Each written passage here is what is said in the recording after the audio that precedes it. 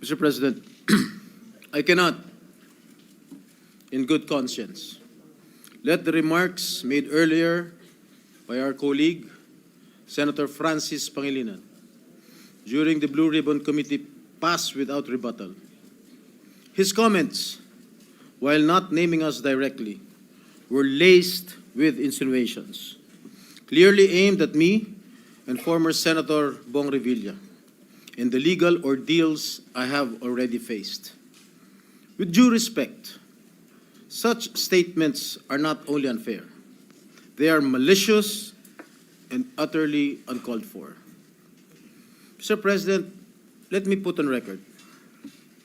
Hinarap ko po ang mga kasong isinampa sa akin. Dumaan ako sa mahabang panahon ng paglilitis, pagkakakulong, at pati na ang mabigat na stigma na idinulot nito.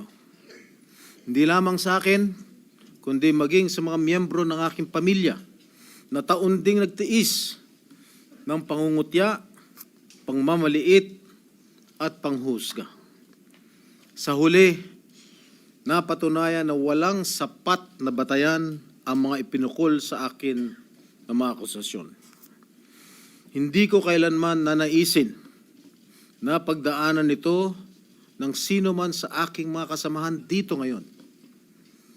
Mr. President, the courts have spoken with finality.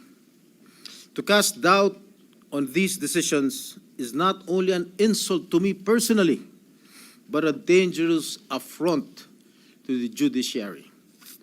It undermines the very foundation of our justice system and erodes public trust in due process. Ginoong Pangulo, hindi ako tutol sa sinasagawang pagdinig ng Blue Ribbon Committee. Ngunit, hindi ko pahihintulutan na ang kasalukuyang issue ay gamitin upang idikit muli sa akin ang mga maling paratang at sadyang impluwensyahan ang opinyon ng publiko. Ang mga kasong may kinalaman sa PDAF ay naresolba na ng korte matapos ang masusing proseso ng batas. To insinuate otherwise is nothing less than an attempt to rewrite history and to malign the integrity of the judicial process. I urge my colleagues to exercise prudence, fairness, and much of all, respect. I too deserve to be heard and to defend myself, whether in this august chamber or before any court of law.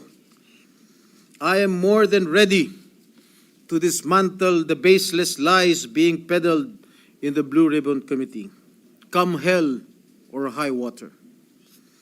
And I will not allow discredited narratives to be weaponized for political grandstanding.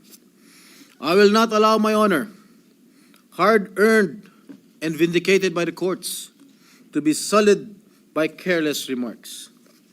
And I hope the committee, the Blue Ribbon Committee, will expunge from the record such malicious and unwarranted remarks that serve no purpose but to malign and mislead.